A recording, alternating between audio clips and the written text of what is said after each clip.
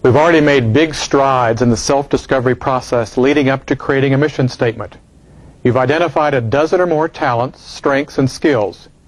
We've used several exercises to find them. Positive projection, talents used in previous accomplishments, bench warmers, strengths disguised by weaknesses, and dream clues. It's quite an impressive array of ingredients you have to work with. Make sure you don't slip into comparing yourself to other people who have those same talents and strengths. The point is to find the unique way that you can work with them. The insights that you've come up with in the last few lessons need to be collected and consolidated from the various worksheets. And now worksheet number 8 can be a place to do just that. It's a summary worksheet, a place to copy the best and most meaningful things you've entered on worksheets 3 through 7. The immediate goal is that in the next few minutes you will have created one list that has between 15 and 20 talents and strengths listed.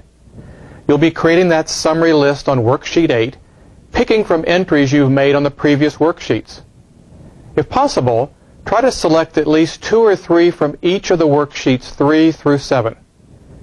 Pick the ones you feel best about, the talents and strengths that you resonate to, the ones that feel like they have some energy to them, or the ones that interest and intrigue you. Remember, we're trying to make a final list in one place of the 15 to 20 talents, strengths, skills, and abilities. Even if you can't come up with that many, it's okay, and you'll be able to move on with the course, but give it a try.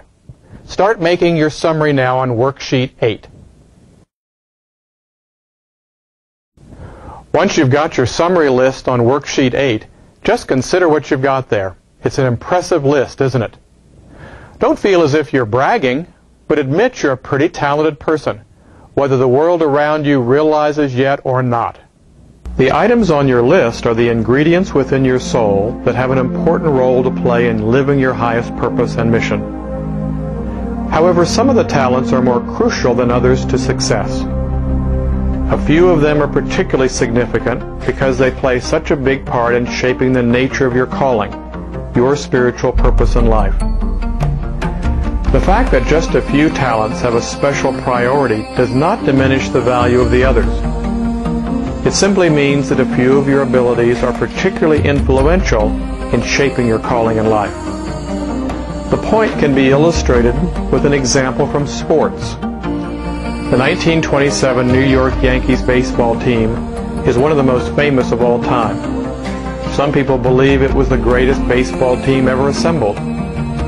2 of its star players were Babe Ruth and Lou Gehrig, both of whom were later elected to the Hall of Fame.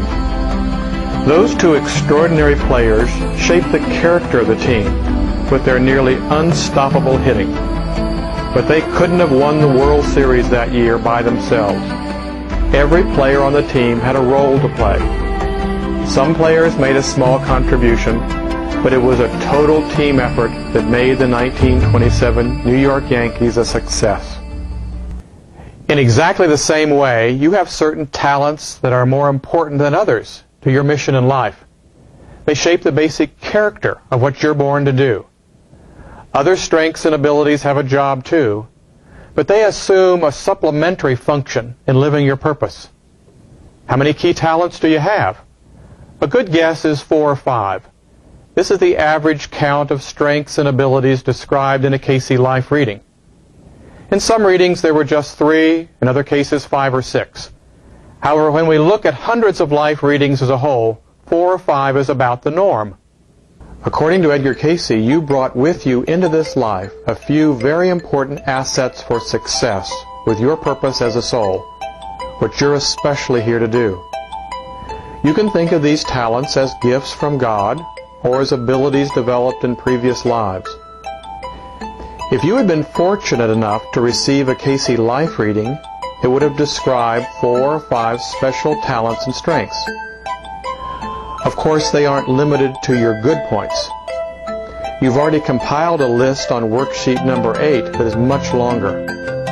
But a much smaller list, about 4 or 5, are the most influential in shaping the character of your soul purpose. Just like there were just a few star players on a talented baseball team. How can you find the 4 or 5 that are most important to you? How can you narrow down the list you made on worksheet number 8? We're going to do several little exercises to help you make your final decision. And hopefully each exercise will give you some hints about which ones to pick. As we do the exercises, certain talents and strengths from worksheet number 8 will rise to the surface. The exercise will bring those talents into the spotlight. Those will be hints that those certain talents and strengths are the ones to choose for this smaller group of just 4 or 5. The first exercise is to look back at your childhood. Presumably your most essential character as a soul was close to the surface when you were young. As you grew older, your personality developed more and more fully. The imitative side of you began to assert greater control, both the negative habits you picked up as well as the strengths you acquired through learning. What were you like as a young child, especially in the years before you started school? If you don't have your own clear memory, perhaps you can remember what you've heard about your childhood from your parents or older siblings. Sometimes one or more of your key talents were evident during the earliest childhood. They may have appeared as a strong interest or a natural aptitude for some activity. For example, did you have an artistic flair as a youngster, or a knack for mechanical things? Did you love music, or have a vivid imagination? Which entries on worksheet number 8 come into the spotlight when you look for hints in this way? Then write down those hints in the first section of worksheet number 9. Now let's do a second exercise to get further hints. Reconsider your long list on worksheet number 8. Ask yourself, do any of these abilities seem to be right at the core of my being? Are any of them so essential that it's hard to imagine being me without that talent? When one of your personal assets feels that important to you, it's likely to be one of the key strengths that's crucial to your life's mission. After you've had some time to think about this, write down on worksheet number 9 any hints you notice in response to this question. Third, let's try another questioning approach.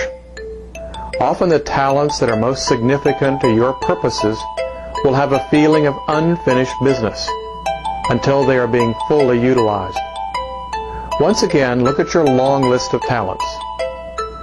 Do any of them seem to almost speak to you about unfinished business together? Is there one that gives you a feeling of unrealized possibilities, saying, I'm not through with you yet and you're not through with me?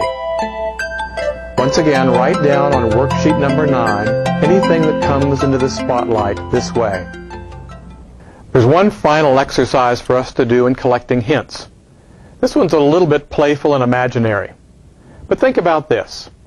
If magically we could arrange things so you could get a life reading from Edgar Cayce, and if you were looking at the reading he gave you, studying the part that talks about your most important talents and abilities, what do you think he would have named? Just trust your gut feelings on this one. Let your intuition have free rein. And once you've had some time to think about this, then record your thoughts on worksheet number 9. Hopefully you got some clues and hints from all 4 exercises. Of course, 1 or 2 of the approaches may have worked especially well for you, and there may have been an exercise that didn't seem very productive, but that's okay. We'll just work with what did come up for you from some of the exercises. Now carefully consider the hints and the clues that you've recorded on worksheet number 9. And you're going to be picking your final 4 or 5 to focus on as we start to write a mission statement in the next couple of lessons. Take some time to do this if you need it. If certain talents came up multiple times as we went through those 4 exercises, then that's a strong case for putting that particular talent into your final short list. But even if a talent came up only for one of the 4 exercises, if you have a strong feeling for it, then that may be equally convincing that you need to put it on the short list. When you've made your selections and written them on the bottom of worksheet number 9, then you're ready to move on to lesson 8.